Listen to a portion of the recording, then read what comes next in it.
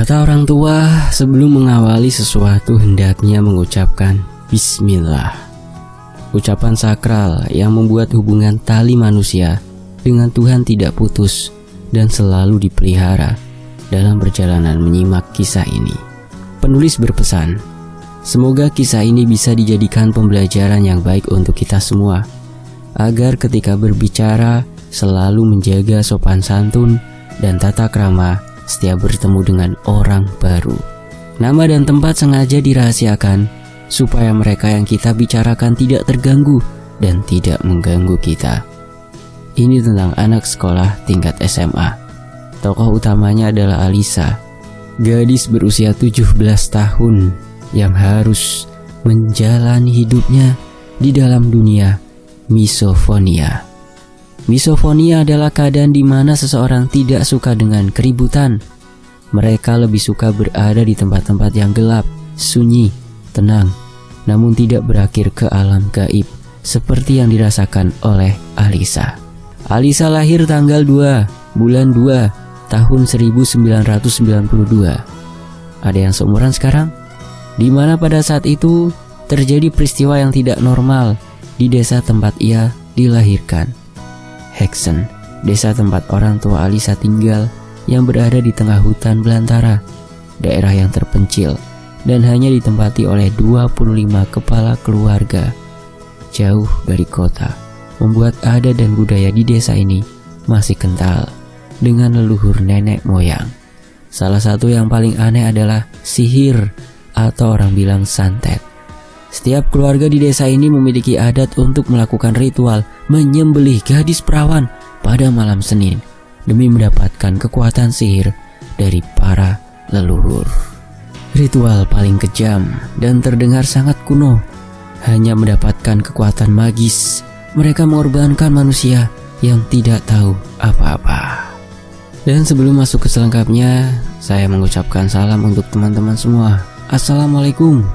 Dan tentunya mari kita berdoa dulu sebelum menyimak kisah ini lebih lanjut. Bismillahirrahmanirrahim. Allahumma shalli ala sayyidina Muhammad. Dan ini dia selengkapnya. Nama dan tempat sengaja dirahasiakan supaya mereka yang kita bicarakan tidak terganggu dan tidak mengganggu kita.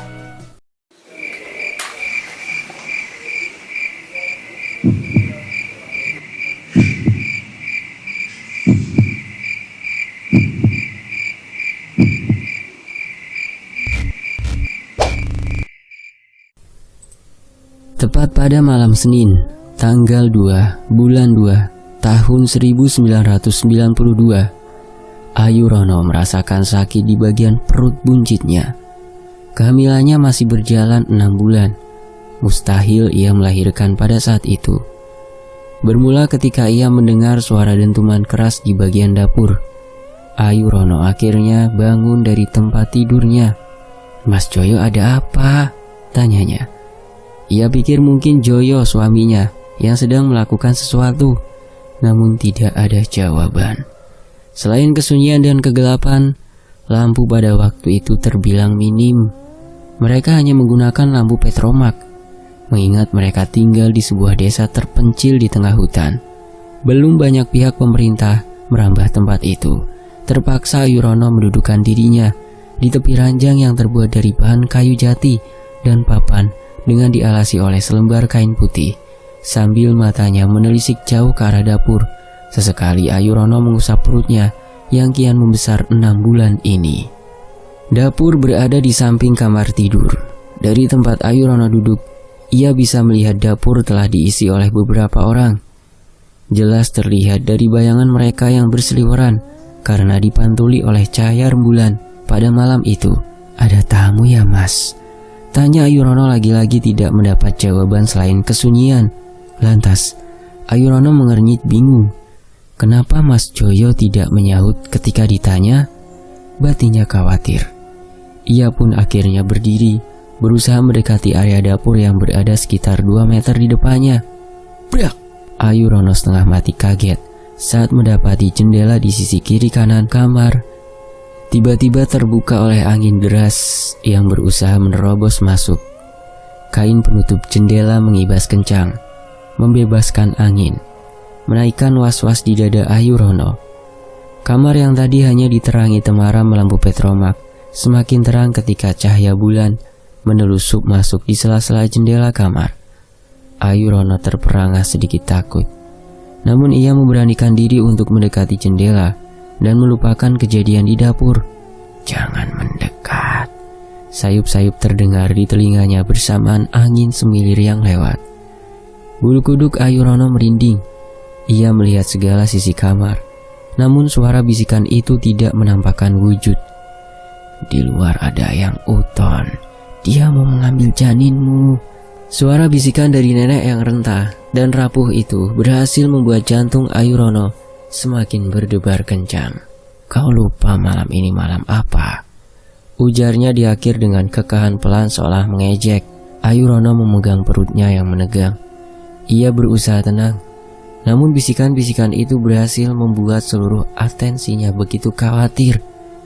Ayurono lantas mengingat-ingat Senin Kliwon. Tepat pada malam Senin Kliwon, setiap rumah di desa Heksan harus ditutup rapat. Semua pintu maupun jendela tidak boleh terbuka. Lampu-lampu dimatikan, suara dibatasi. Semua harus dalam keadaan sunyi dan gelap. Konon, kalau ada yang melanggar, nyawa bisa menjadi taruhan. Pasalnya pada malam Senin Kliwon, semua bangsa jin dari segala penjuru datang berkumpul di satu titik, yaitu rumah Eyang Uton. Eyang Uton adalah sebutan pria tua renta, mirip kakek-kakek namun tidak bungkuk.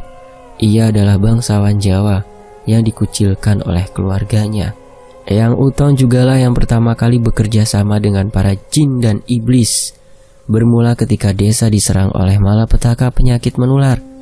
Banyak korban berjatuhan. Akhirnya Eyang Uton sebagai kepala desa terpaksa meminta bantuan jin dan iblis dengan melakukan ritual penyembelihan gadis perawan saat seorang wanita melahirkan di desa tersebut. Bukannya mendapat kesejahteraan, desa itu malah semakin hancur, hingga akhirnya yang tersisa sekarang adalah 25 rumah tangga. Eyang Uton tetap melanjutkan ritual kejam itu, karena jika dihentikan, maka semua warga akan binasa. Pernah juga suatu hari, ada warga yang berusaha kabur dari desa. Namun naas, ia harus merenggut nyawa dengan kepala terpisah dari tubuhnya. Kembali lagi pada Ayurono. Wanita berusia 35 tahun itu mulai berkeringat dingin. Angin berhembus kencang, menaikkan rasa khawatir yang memuncak di dada. Beberapa kali bisikan-bisikan misterius lewat di depannya. "Wangi janin yang manis, darahnya segar. Janin yang manis, darahnya segar. Janin yang manis." Ayurono menutup telinga kuat-kuat. Janin yang ada di dalam perutnya kini terancam. Ia melotot kaget saat melihat jemari tangan yang panjang berwarna putih pucat dengan kuku-kuku tajam hitam mulai mengusap perutnya perlahan memutar. "Janin yang manis, darahnya segar." Bisikan dari arah belakang berhasil membuat lehernya berkuduk ngeri. Ayurono yakin makhluk itu sedang berdiri di belakangnya. Ia memejam mata semakin kuat saat merasakan perutnya mulai diremas perlahan semakin kencang. "Mas Joyo," bisiknya dengan suara lemah dan memohon. "Masmu tidak akan datang," jawab makhluk itu melepas perut Ayurono, beralih menaikkan jemarinya di lengan Ayurono hingga ke leher.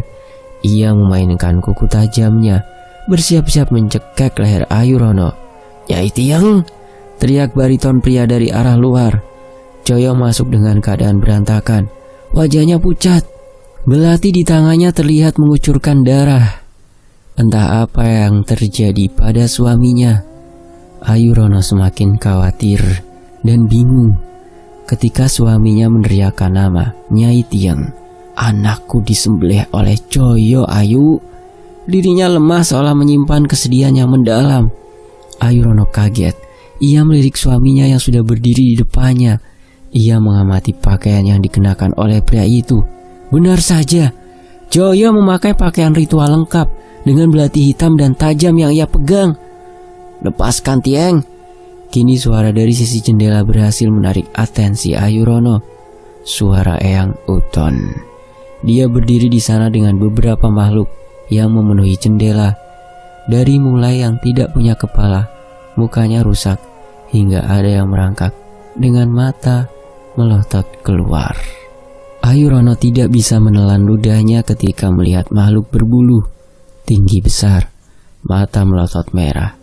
Di kepalanya terdapat tanduk panjang dan tajam. Orang-orang biasa menyebutnya dengan genderuwo, salah satu makhluk mistis yang terkenal di Jawa, berdiri dekat Eyang Uton. "Anakmu sudah ditakdirkan untuk dikorbankan." Nyai Tiang yang berwujud wanita dengan rambut panjang, tubuh tinggi, mata melotot mengeluarkan darah, serta jemari berkuku tajam dan hitam, mulai mengamuk. Ia meremas leher Ayu Rono membuat wanita itu tidak bisa bernapas bebas. "Mas!" Ayu Rono berusaha meminta tolong pada Joyo, pria yang kini bersiap-siap ingin menyerang Nyai Tiang. Belum sampai Joyo mendekat, Nyai Tiang berhasil melempar Ayu Rono ke sisi rumah yang dibatasi oleh kayu jati. Ayu Rono hampir pingsan. Ia merasakan sakit menjalar di seluruh tubuhnya, terutama bagian perut buncitnya yang terbentur oleh kayu. "Apa yang dirasakan anakku akan dirasakan oleh anakmu." Setelah mengatakan itu, Nyai Tiang menghilang. Entah Nyai Tiang makhluk apa. Intinya ia sudah meninggal sejak dulu. Ia bangkit karena anaknya menjadi korban ritual penyembelihan Joyo bersama Eyang Uton. "Ayu Rono." Joyo mendekati istrinya. Ia melihat darah mengalir keluar di paha sampai betis Ayu Rono, pertanda jika istrinya sedang tidak baik-baik saja. Terdengar beberapa makhluk mulai keluar mencium aroma darah segar milik Ayu Rono. Janin yang manis, darahnya segar. Ayu Rono menangis kesakitan. Joyo semakin khawatir. Berbeda dengan Eyang Uton yang memasang wajah tenang, namun penuh misterius. Ia memilih membalikkan tubuhnya, berjalan menjauh dari rumah Joyo sambil bersenandung kidung. Saat menyanyikannya, turut serta makhluk seisi desa berjalan mengikutinya di belakang. Seolah kidung adalah lagu mistis yang begitu erat hubungannya dengan makhluk magis, sehingga rumah Joyo kini sepi dari makhluk halus berpindah ke rumah Eyang Uton. Di rumah Joyo, Ayu Rono terus memegang perutnya yang sakit. Joyo segera menggendong istrinya, membawanya ke atas tempat tidur. Ia segera mengambil air di dalam baskom. Joyo segera mendekati istrinya, memeriksa kehamilan Ayu Rono sambil membersihkan darah yang mengalir. "Mas, Ayu sakit," lirihnya dengan nada lemah dan penuh kesakitan. Joyo pucat pasi melihat keadaan istrinya seperti ini. Tanpa basa-basi, ia segera beranjak dari duduknya. Namun, atensinya teralihkan ketika melihat kakek tua bungkuk berjalan mendekat dengan mata terus tertuju pada Ayu Rono. "Mbah Danu?" Mbah Danu menatap Joyo dengan tatapan tajam, seolah takut akan sesuatu. Ia memegang tangan Joyo dengan tubuh bergetar. "Cari gadis perawan," ucapnya penuh penekanan. "Maksud Mbah apa?" "Istrimu akan melahirkan, nak. Tapi Mbah usia, cepat cari sebelum tengah malam. Mbah akan menyuruh warga menyiapkan ritualnya lagi." Joyo melirik istrinya yang sedang menangis merintih sakit. Ia pun segera mengambil belati hitamnya, segera keluar dari rumahnya. Sebelum pergi, Mbah Danu membacakan sesuatu pada perut Ayu Rono sehingga membuatnya tenang tidur dengan wajah penuh peluh. Tengah malam tiba, namun tidak ada tanda-tanda Joyo kembali membawa apa yang diminta oleh Mbah Danu. Padahal ritual sudah disiapkan. Seluruh warga desa berkumpul di tengah lapang yang dilindungi oleh semak belukar di sekelilingnya. Semua memakai pakaian hitam, berputar mengelilingi dua batu besar yang jaraknya sekitar 1 meter. Tepat di antara dua batu, kain putih digelar kemudian ditaburkan bunga melati yang sudah dicampur oleh darah tangan dari warga yang mengikuti ritual. Mbah Danu memimpin, membacakan sesuatu untuk memanggil para leluhur yang bisa membantu proses ritual mereka. Eyang Uton turut serta, duduk bersila di salah satu batu sambil komat kamit membacakan sesuatu. Entah apa yang mereka dengungkan. Alam mulai bergerak tidak tenang. Langit yang tadi disinari rembulan mendadak hilang, berubah menjadi langit yang gelap gulita, diselimuti oleh awan mendung yang diselingi oleh cahaya petir dari segala sisi. Meski tubuh serta pakaian mereka mulai basah oleh rintik hujan yang turun, mereka tetap tidak beranjak dari tempat itu. Angin serta hujan berhasil membentuk badai yang terdengar mengamuk sangat bengis. Serigala melolong kencang, menandakan para lelembut mulai berdatangan untuk mengikuti prosesi ritual. Ini terbukti ketika darah di kain putih mulai bersih karena sudah dilahap habis oleh makhluk halus di sana. Mbah Danu melirik jasad Ayu Rono yang sedang terbaring lemah di atas permukaan tanah. Ia sudah siap memakai kemben putih sampai selutut, pakaian yang biasa digunakan oleh warga desa saat melahirkan. 5 wanita yang memakai pakaian serba putih mulai membopong Ayu Rono untuk dipindahkan ke kain putih yang berada di antara 2 batu dan sudah dihisap oleh para makhluk halus. 5 wanita tersebut bertugas untuk membantu proses kelahiran Ayu Rono. Ayu Rono sudah tidur di tempatnya. Kini semua diam untuk menunggu Joyo yang tak kunjung datang juga. Jika Joyo tidak berhasil menemukan gadis perawan, maka besar kemungkinan kita akan menjadi korban di sini. Mbah Danu bergidik ngeri. Melirik Eyang Uton yang baru saja berbicara dengan tatapan lurus ke arah Ayu Rono. Senin Kliwon itu tidak main-main, Mbah. Mbah Danu mengangguk setuju. Ia tahu hari paling sakral di desa ini adalah Senin Kliwon. Hari paling dihindari oleh warga desa untuk keluar rumah, selain para tetua yang melakukan proses ritual untuk mendapatkan kekuatan magis dari bangsa jin dan iblis. Namun, warga desa terpaksa keluar karena harus membantu proses kelahiran Ayu Rono. Kini, mereka duduk di sekeliling tempat ritual penyembelihan dengan doa-doa yang dilafalkan untuk memanggil roh para makhluk gaib. Doa syirik. Atensi mereka bergerak ke jalan setapak. Ketika mendengar suara tangis gadis sayup-sayup dari arah jauh, mereka berpikir bahwa Joyo berhasil mendapatkan gadis perawan yang mereka butuhkan. Entah siapa korbannya malam ini. Yang jelas adalah setiap warga di sana harus siap mengorbankan anak gadisnya untuk dikorbankan pada setiap proses ritual. Joyo, tolong jangan korbankan adikmu. Mohon. Wanita tua renta dengan rambut sudah berubah putih. Ia menangis jadi-jadinya dan beberapa kali membujuk Joyo untuk melepaskan Genih, adik kandungnya sendiri. Joyo seperti hilang akal. Genih yang berada di pundaknya terus menangis. Ia tidak bisa melawan saat kaki dan tangannya sudah diikat erat dengan tali. Bahkan mulutnya dibungkam oleh selembar kain. Rambut panjangnya jatuh, menyembunyikan wajah cantik nan putih yang tidak berdaya ketika tahu akan dikorbankan pada proses ritual tersebut. Sadar Joyo, Genih adik kandungmu. Jangan berbuat gila supaya kamu tidak menyesal di kemudian hari. Bentak sang ibu beberapa kali menghambat perjalanan Joyo. Joyo seperti orang kerasukan. Ia bahkan tidak menghiraukan apa yang dikatakan oleh ibunya. Beberapa kali juga ia tega mendorong ibunya agar menjauh darinya. Sehingga tiba mereka di tempat ritual, di mana orang-orang sudah menunggu dengan wajah tidak sabaran. Angin ribut serta hujan deras membuat suasana semakin kacau. Tangis seorang ibu menderu kencang, begitu sakit ketika melihat anak gadisnya dijadikan korban dalam ritual hina itu. Nyai Roro, berani sekali kamu tidak mengikuti ritual ini. Hendak Eyang Uton menatap tajam pada ibu Joyo yang kini sedang terduduk bersujud pada kaki Joyo. Tolong hentikan ritual yang tidak berguna ini, Eyang. Lepaskan anak saya. Eyang Uton melotot tajam. Ia cukup tersinggung mendengar Nyai Roro mengatakan hal itu. Ritual ini tidak membuat kesejahteraan di desa kita. Ritual ini malah akan membuat desa ini hancur. Lanjutnya dengan tangis berderai air mata. Hentikan sebelum semuanya musnah. Nyai Roro berpindah sujud pada kakek Eyang Uton, seolah memohon agar permintaannya dikabulkan. Ia menangis jadi-jadinya, sehingga suaranya mengusik keberadaan makhluk gaib di sana. Rintik hujan semakin deras. Angin bertiup murka berhasil membuat seluruh pohon di sekeliling mereka menjatuhkan ranting-ranting besar. Bahkan petir tidak sungkan mendekat, menyambar apa saja yang ada di sekelilingnya.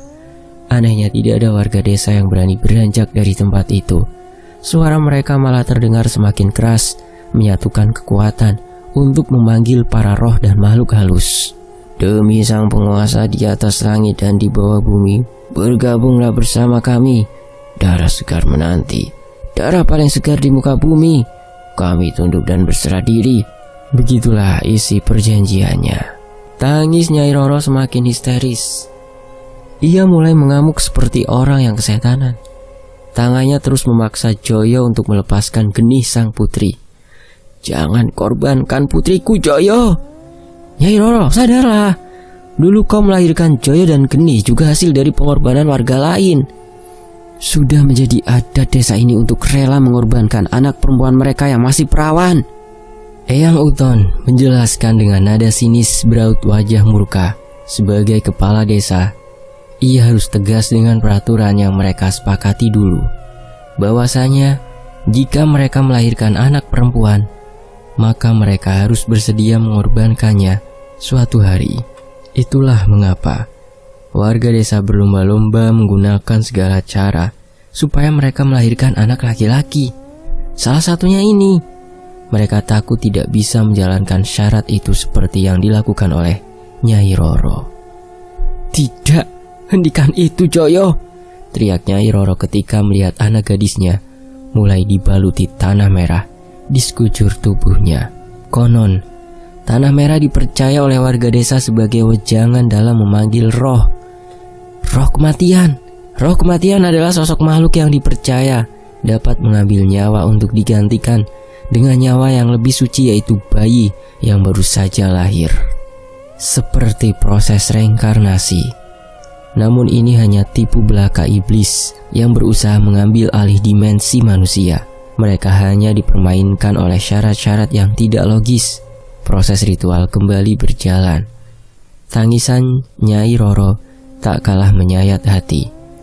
Joyo seperti orang yang kehilangan akal. Ia mulai berdiri di tengah-tengah sambil memegang belati hitamnya. Mbah Danu mulai mengelilingi warga desa sambil menyanyikan kidung pemanggil roh.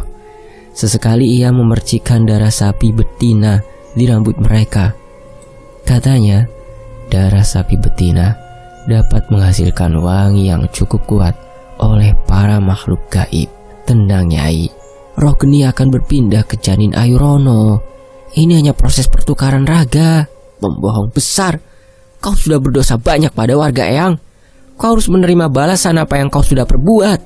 Eyang Uton tersenyum sinis. Ia menarik rambut panjang Nyai Roro, lalu mendekatkan bibirnya di telinga wanita tua itu. Percayalah, Geni akan lebih bahagia di raga janin itu. Bisik Eyang Uton melirik Ayu Rono, seolah sedang menyembunyikan sesuatu. Janin Ayu Rono bukan janin yang biasa. Wangi rohnya hampir menyita seluruh perhatian makhluk gaib. Semua mengincarnya, karena ia adalah hasil reinkarnasi roh keabadian. Nyai Roro seketika diam. Air mata yang tadi deras kini mulai surut. Ia menatap lurus ke arah tubuh Ayu Rono, seolah menatap tidak percaya. Menerima atau tidak, proses ritual ini tidak akan berhenti hanya karena mendengar tangisanmu. Geni, anakku akan menjadi abadi. Gumam Nyai Rono mulai tertarik dengan mata yang berbinar. Mengetahui rahasia dari penjelasan Eyang Uton, keteguhan Nyai Roro kini mulai buyar. Beberapa menit yang lalu ia menangis sampai bersujud-sujud memohon supaya putrinya dilepaskan. Kini ia berubah tidak peduli. Geni seperti debu yang tak ia hiraukan lagi. Ia malah ikut bergabung melakukan ritual bersama warga desa. Tingkahnya berhasil membuat Eyang Uton tersenyum misterius. Ekor matanya melirik Ayu Rono, lalu berganti ke arah Geni. Gadis muda berparas cantik itu harus rela mengorbankan nyawanya demi kelahiran janin yang ada di dalam perut Ayu Rono. Eyang Uton mendekati Geni. Belati yang ada di tangannya sudah siap. Malam ini ia akan mengubah air hujan menjadi darah segar, makanan yang paling disukai oleh makhluk halus. Geni, gadis malang itu tidak berhenti menangis sejak tadi. Tubuhnya dari ujung bawah sampai ujung atas sudah dibaluti oleh tanah merah. 3 wanita yang ada di dekatnya kini menghias rambutnya dengan melati yang sudah dicampur dengan darah sapi betina. Ia semakin takut ketika Eyang Uton berjalan mendekatinya. "Gadis manis," gumam Eyang Uton kini berdiri di depannya. "Eyang akan menyesal. Kalian semua akan menanggung perbuatan keji ini. Kalian akan mati. Kalian tidak akan diterima oleh bumi. Roh kalian akan terus bergentayangan. Lepaskan aku sebelum kalian menyesal. Lepaskan aku!" hentak Geni dengan wajah murka. Di sela air matanya berderai deras. Permintaan Geni seperti angin lalu yang tidak begitu ia pedulikan.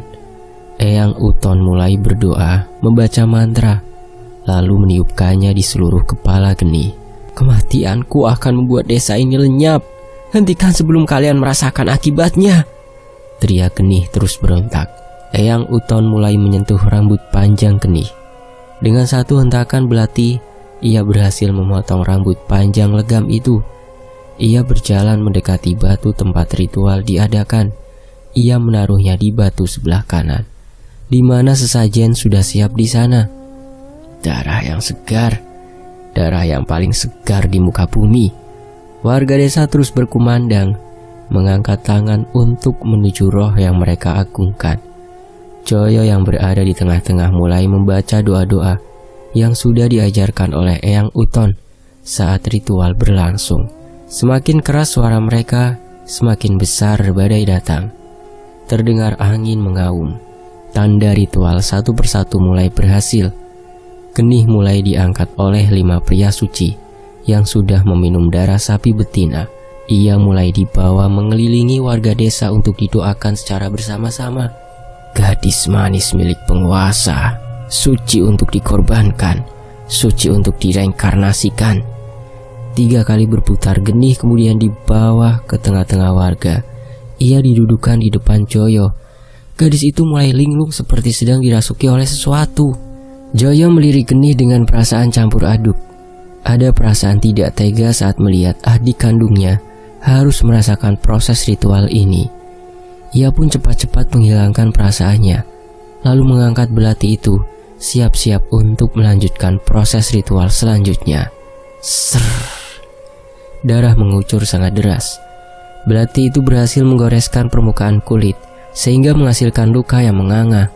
Tangan bagian telapak tangan kiri Joyo berhasil mengeluarkan darah segar. Salah satu tahap ritual yang tidak boleh ditinggalkan, yaitu calon gadis perawan yang akan dikorbankan harus meminum darah milik ayah bayi yang akan dilahirkan. Ini bertujuan untuk menyempurnakan proses penghubungan batin antara bayi dan sang ayah.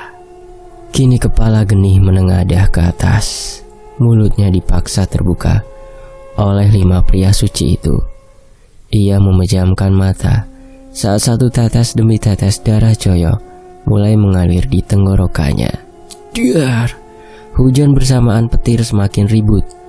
Tampaknya alam begitu murka dengan ritual keji ini. Selang meminum darah Joyo, Geni mulai bereaksi tidak jelas. Matanya melotot berubah menjadi warna putih. Darah mengalir keluar dari lubang hidung, telinga, serta kelopak matanya. Tubuh pucat Geni menggeliat seperti orang yang kesurupan. Benar, ia dirasuki oleh roh kematian. Tubuhnya menggeliat ngamuk. Ia menyerupai ular yang terus melata di permukaan tanah. Suasana malam itu semakin mencekam saat suara warga terus berseru memanggil roh dan makhluk halus. Ditambah hujan dari tadi semakin lama, semakin lebat. Serangga-serangga tidak ada yang berani keluar. Lolongan anjing dan serigala terus berdatangan memenuhi sudut-sudut hutan belantara. Tiba saat yang paling tunggu. Ayu Rono membuka mata dan tatapan menghunus tajam. Ia menatap ke atas langit dengan bibir komat kamit, menyenandungkan kidung khas Jawa. Suaranya merdu, halus, lembut. Namun nyanyian Ayu Rono membuat orang yang mengikuti ritual malah semakin berseru histeris, memanggil roh dan makhluk gaib. Semua bergerak dengan aktivitas ritualnya masing-masing. Ayu Rono mulai menggeliat. Ia memegang bagian perutnya yang terasa menegang sejak tadi. Rasa sakit tidak bisa dihindarkan. Suaranya kini lantang berteriak kesakitan. Meskipun hujan jatuh menghampiri, hampir mengenai seluruh permukaan tubuhnya, Ayu Rono merasakan panas di bagian selangkangannya. Sudah waktunya, Eyang. Tukas Mbah Danu melirik Eyang Uton yang siap-siap dengan ritual pribadinya. Eyang Uton menggoreskan luka di bagian telapak tangannya. Darah itulah yang dioleskan pada belati sehingga dapat digunakan dalam proses penyembelihan. Berhasil. Geni yang berada di tengah-tengah kini mulai berdiri, berjalan perlahan mendekati Eyang Uton yang sedang menunggunya di dekat batu ritual. Semua orang dalam proses ritual tersebut semakin histeris. Mereka seperti dirasuki oleh makhluk halus, terbukti dengan mata mereka yang sudah tampak putih seluruhnya. Bibir mereka terus komat kamit mengumandangkan mantra dalam ritual tersebut. Joyo, Mbah Danu, dan Eyang Uton siap-siap melaksanakan ritual penyembelihan ketika melihat Geni mulai tidur di atas batu sebelah kiri.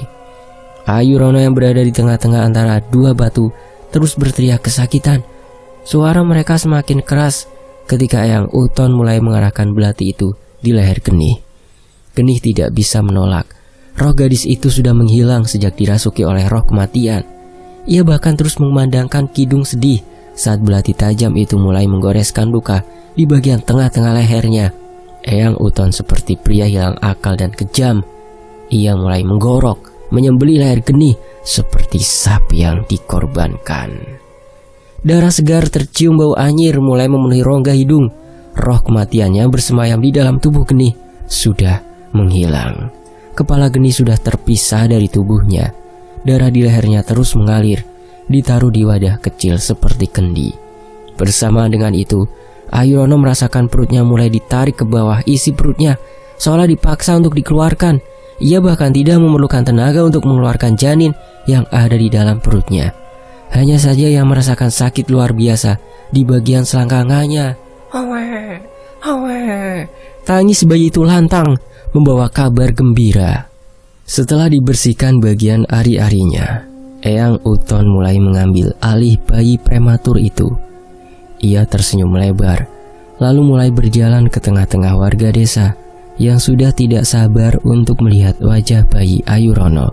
Eyang Uton mengangkat bayi itu atas-atas. "Perempuan!" teriaknya, malah menghasilkan lirikan tajam dari semua orang. Bayi perempuan yang manis dan wangi, dialah yang akan menolong desa ini, teriaknya lantang diakhiri tawa bahagia. Mendengar hal itu, warga desa mulai tenang. Berbeda dengan Joyo yang mengekspresikan wajah kurang bahagia, Joyo malah takut jika suatu hari anaknya akan dikorbankan untuk ritual ini. Ia melirik Ayu Rono. Istrinya tersenyum senang. Kemudian tatapannya kembali kepada Geni. Air matanya malah jatuh. "Apa yang harus bahagia?" tanyanya dalam benaknya. "Tahap terakhir, aliri darah ini ke kepala bayimu," ujar Mbah Danu memberikan kendi berisi darah milik Geni. Joyo mengangguk mengerti. Ia mulai berjalan mendekati Eyang Uton yang sedang mendamba-dambakan anaknya. Di tengah-tengah badai yang terus mengamuk sejak tadi, bayi itu membawa berita bahagia untuk warga desa. Tidak sia-sia perjuangan mereka untuk ikut serta dalam proses kelahirannya. Joyo mulai mengusap kepala bayinya. Ia bersiap-siap menuangkan darah segar itu di rambutnya. "Kamu harus bangga memiliki bayi ini, Joyo." Eyang Uton tidak berhenti melontarkan kalimat pujian untuk bayi perempuan itu. Apa ia akan bernasib baik? Tentu saja, dia akan membawa ketenangan dan kesejahteraan untuk... "Berhenti!"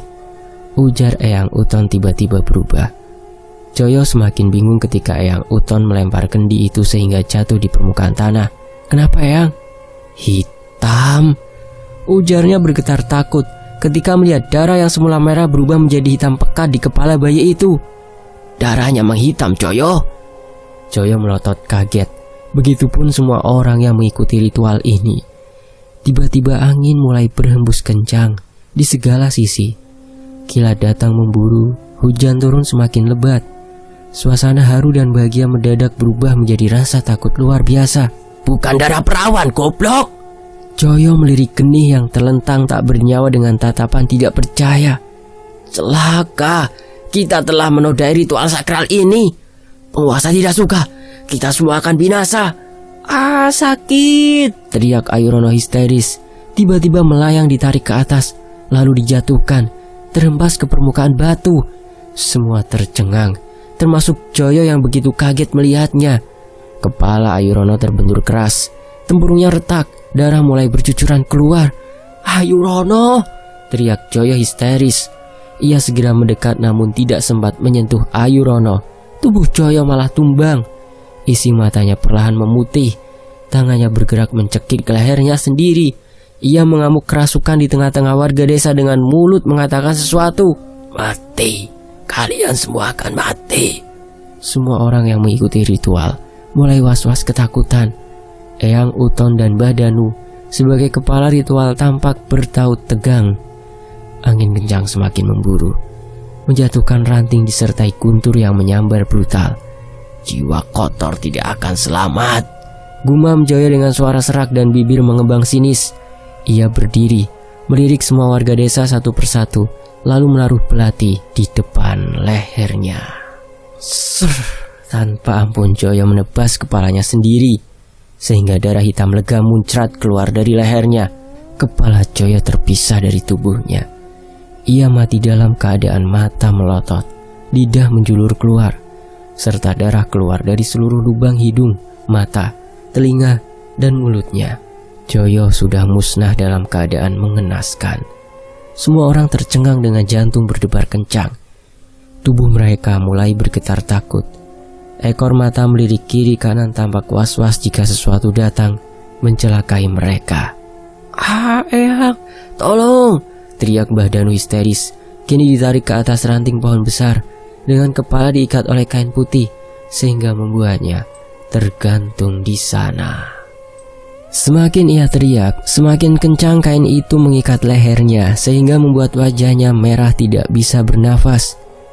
Tiba-tiba dari segala sisi angin hitam mulai mengerubunginya seperti komplotan lebah.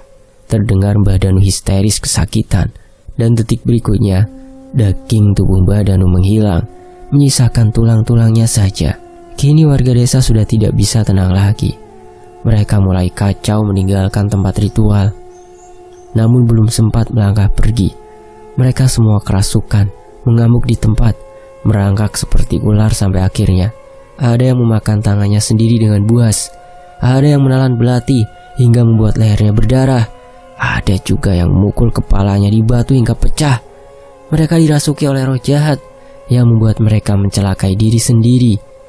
Eyang Uton bergeming pucat di tempat, matanya melirik satu persatu warga desa yang sudah musnah dalam keadaan tidak biasa dan sangat mengenaskan.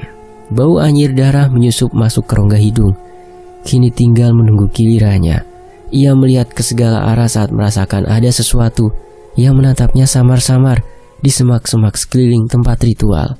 Saking takutnya, Eyang Uton tidak bisa menahan ludahnya sendiri.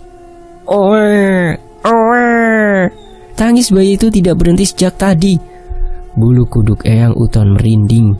Tubuhnya membeku ketika merasakan ada jemari panjang dan tajam mulai mengusap kepalanya secara perlahan. Tubuhnya semakin bergetar hebat ketika jemari itu mulai beralih menyentuh wajahnya. "Ambillah," gumam Eyang Uton dengan bibir pucat dan bergetar takut. Ia menyerahkan bayi itu begitu pasrah. Suara bayi itu semakin kencang memecahkan kebisingan hujan dan guntur yang terus berseru ribut. Beberapa menit, tampaknya tidak terjadi sesuatu. Eyang Uton tentu merasa aneh. Ia pun mulai membuka matanya secara perlahan. Ekor matanya melirik kiri kanan dengan was-was.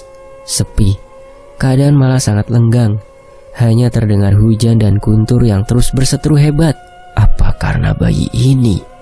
Tanyanya hampa, menatap wajah bayi itu yang terus menangis sejak tadi. Perlahan bibir Eyang Uton membentuk senyum lebar dan sinis. Ia yakin ada bayi itu memiliki keistimewaan, sehingga membuatnya tidak celaka seperti yang lain. Bibirnya mulai bergerak, menyenandungkan kidung untuk menenangkan bayi itu. Perlahan, Eyang Uton mulai melangkahkan kakinya pergi.